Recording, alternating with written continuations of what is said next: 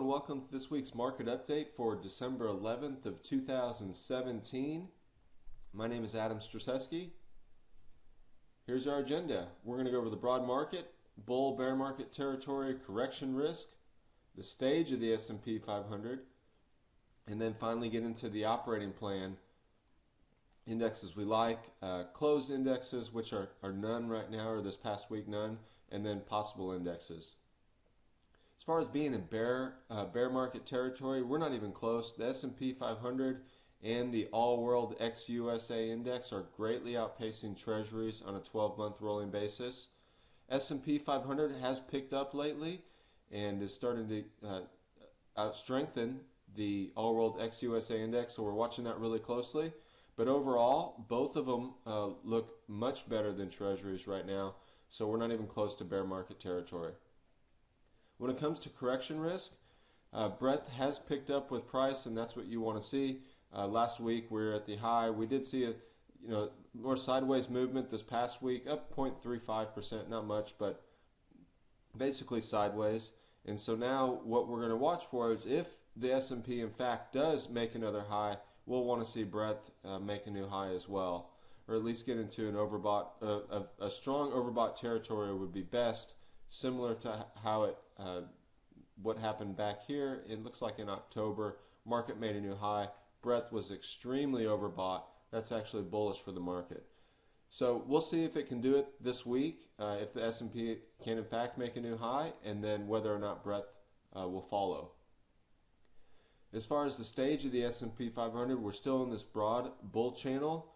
Last week was a neutral doji. Some people would consider this a sell signal. If we do get a break below here, then we will look to see if prices can maintain that lower amount. If the bulls will come right back in and buy like they have previously. So the market is definitely, or the S&P is definitely getting tired, especially this last week. But you can see each time that that there is selling pressure, the bulls come right back in and purchase. So overall looks bullish for the S&P 500.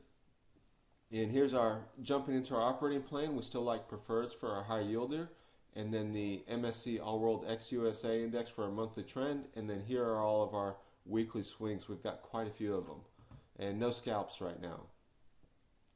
All World up 0.03% for the week, basically a neutral week for the All World. We're still in this broad bull channel right here, and it just keeps getting broader and broader. So we'll keep pulling this line down until until we get a new low, which we have not gotten.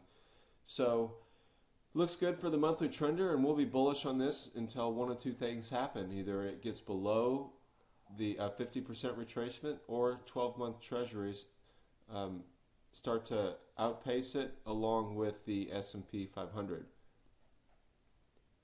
Canada down 0.79% for the week, again in a broad bull channel. We're managing this like a swing. We have a swing stop right here, and if this in fact does break up to the upside on a strong breakout, then we will move the stop up, and if it gets above the trend line, the channel line, then we'll look to take profits. So not looking great for Canada right now, but we do like that in fact it is kind of hanging right here, but eventually it's going to have to break one direction or the other. So we'll see if we can get a break to the upside. UK, flat week for UK, down 0.10% for the week. UK is in a similar position as Canada. It's in this broad bull channel right here, and we need to see it get to a new high right here. So depending upon if you look at the trading range, could be at the top of the trading range, but we still like this for a longer term hold. We've got second purchase price down here, and then a stop range way down here, so lots of room to move. If we in fact do see another move up higher, then we will more than likely adjust the stop up if it's a strong breakout. Japan down 0.92% for the week. Got a stop right here, and we went way past our second purchase price. So overall looks good, bullish for Japan right now. Oil down almost 2% for the week. good that we're holding above the breakout channel. If it does in fact break down, we get to the bottom third of the channel. If we get a buy signal, we'll buy some more. U.S. Treasuries down 0.24% for the week, just hanging out in this trading range. Can't seem to break to the upside. If in fact it does fall to the downside, we'll look at getting some more in the bottom third of this channel if we get a buy signal. Australia down 1.35% for the week. We've got a second purchase range down in here and then initial stop down in here. And this is just, Australia's not looking really good right now, but we'll see if the bulls can come back in and make this one a little bit nicer looking. Brazil down 0.2% for the week, and more than likely we're at least going to test this range down here. And then if it doesn't get down in this range, then we'll look at getting some more if we get a buy signal.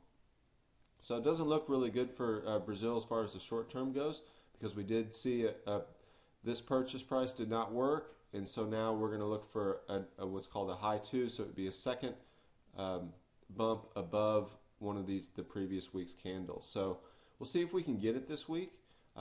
This might be a double bottom right here, but I wouldn't be surprised at all if we do fall at least down to the moving average. And that's it. So we still want to build in the All World ex-USA index, and then no new weekly swings for this week, and then no new scalps. With that, have a great week, and if you liked it, please subscribe, and we'll talk to you next time.